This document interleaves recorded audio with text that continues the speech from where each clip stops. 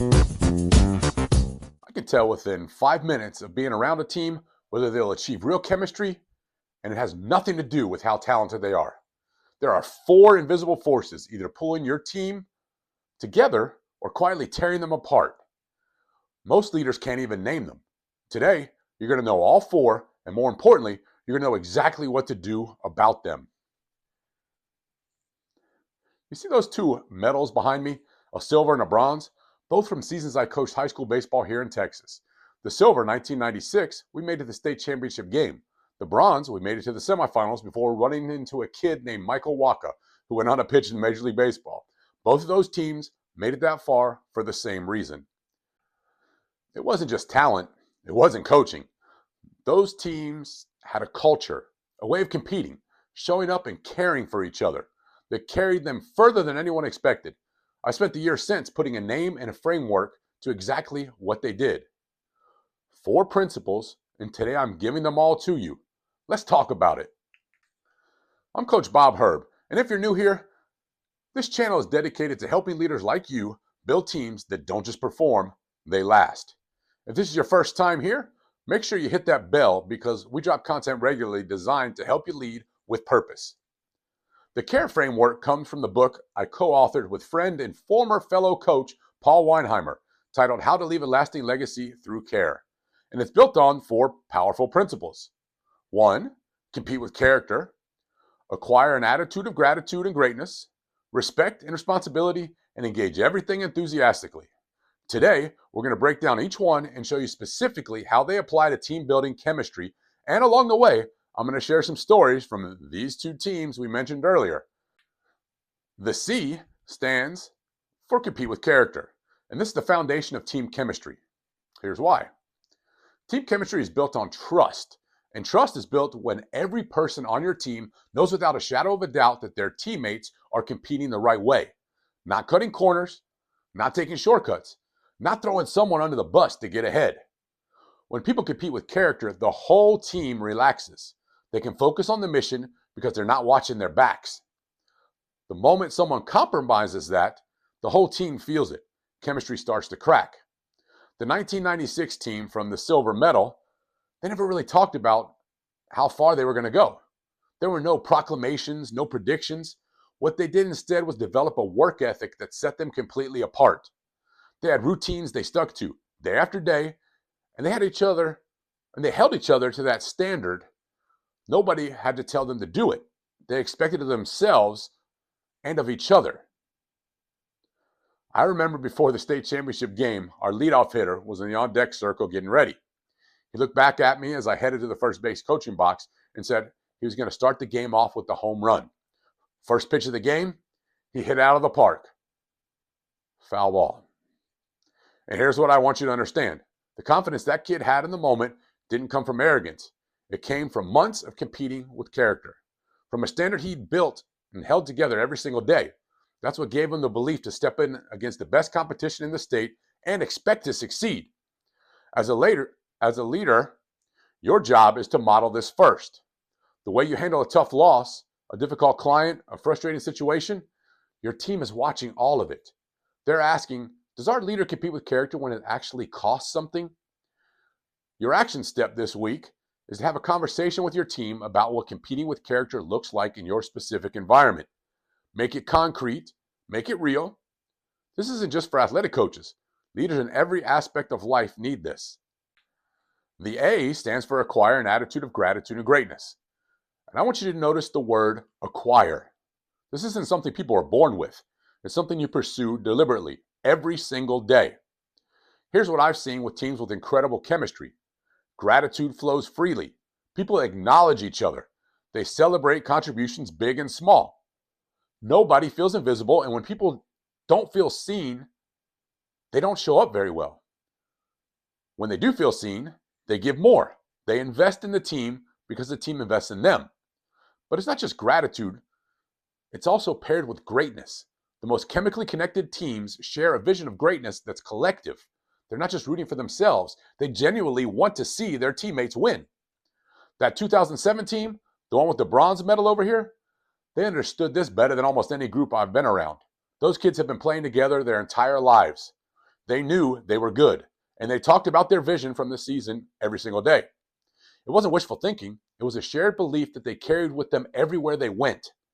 Now, there were a couple standout players on that team who went to play college ball and get drafted. And I want to be clear about something. It wasn't their individual talent that moved this team. It was their love for the game. You could see it on the field. They were intense competitors, but they were always there for each other. Always. At the end of every single practice, they bring it in, and they didn't break it out to the team name or anything like that. They broke it out to BG and the date of the state championship game. One team, one vision. That's what an attitude of gratitude and greatness looks like in real life. They were grateful for being on the field together, and they were relentless in their pursuit of something bigger. And it was something bigger than every single one of them. As a leader, you create this culture. Start by being the most grateful person in the room. Coach Carl Keller taught me this. Thank your team publicly. Call out wins specifically from every game, practice, meeting, wherever. Don't just say, great job. Say, I saw what you did in that moment, and it made a real difference. Thank you. Your action step this week is to identify one person on your team who hasn't been recognized recently and give them specific acknowledgement. Watch what it does to the energy around them. The R stands for respect and responsibility. And these two things are more connected than most people think. Here's the truth about team chemistry. You cannot have real accountability without respect. And you cannot sustain real respect without accountability. They feed off each other. Teams with strong chemistry hold each other to a high standard. Not just because the rulebook says they have to, but because they respect each other enough to expect the best. When someone drops the ball, a high chemistry team doesn't pile on, and they don't ignore it either. They address it with care because they care about the person and the mission. Both of those teams behind me understood the standards they held weren't enforced from the top down. They were enforced by the players themselves. Peer accountability, that's the most powerful kind. Because when your teammates are the ones holding the standard, you don't want to let them down. You respect them too much. Responsibility also means everyone owns their role completely. Not halfway, not I'll do my part if everyone does theirs. Full ownership. When each person on your team trusts that everyone else is carrying their weight, the whole group moves forward with confidence. As a leader, model this by being the most accountable person in the room. So when you make a mistake, and you will make a mistake, own it quickly, out loud, and without excuses. Nothing builds respect faster than a leader who says, that's on me. Here's what I'm going to do differently next time. Your action step for this week is audit one area where you haven't been fully responsible as a leader. Address it this week. Don't wait. And the E, engage everything enthusiastically. Let me ask you something. Have you ever been in a meeting where the leader was going through the motions? How'd that feel? How motivated were you after that? See, energy is contagious. If a leader brings genuine enthusiasm, not fake, performed hype, but real passion for the work and the people doing it, it changes the entire atmosphere. People lean in. They bring more. They start to believe that what they do actually matters. And here's the key word, everything. Not just the big moments, not just the wins. Engage Monday morning meetings with the same enthusiasm as the championship moments. Engage the hard conversations with the same intentionality as the celebrations. Engage the newest team member with the same energy you give the top performer. Thinking about the 2007 players breaking down at the end of every practice, not just going through the motions of a team huddle, but calling out a specific date, a specific destination. That's not something you do half-heartedly. That's enthusiasm with attention behind it every single day. And that 1996 team, the routines, the standards, the work ethic, none of that happens without enthusiasm. You don't hold each other to a high standard if you're not genuinely engaged in what you're building together. That consistency is what creates chemistry because your team learns they can count on you, that your energy and presence isn't conditional on circumstances. That's a leader worth following. Your action step is to pick one recurring team interaction, a meeting, a check-in, a huddle, and show up with noticeably more energy and intentionality than usual. See what happens. So let's bring it all together.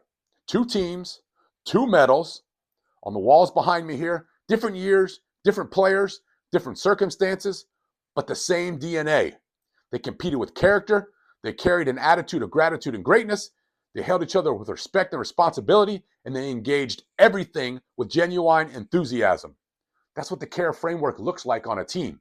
And here's the thing, those principles don't just apply to baseball or sports. They apply to your sales team, your department, your organization, your family, any group of people trying to accomplish something together. Team chemistry isn't an accident. It's not about hiring the most talented people or hoping they figure it out. It's built deliberately, consistently, and through character. When your team lives out the care framework, you don't just have a good team, you've got a legacy team, a team people will talk about long after those seasons are over. That's what I want for your team. Let's go build it. I want to hear from you. Which of these 4 principles do you think your team needs the most right now? Drop it in the comments below. Is it the C, the A, the R, or the E? If this video added value to you, please like it and share it with the leader. This helps YouTube get it in front of more leaders. Grab a copy of the book that started it all, and that link is in the description. I'm Coach Bob Herb. Keep leading with care and keep building that legacy. I'll see you in the next one.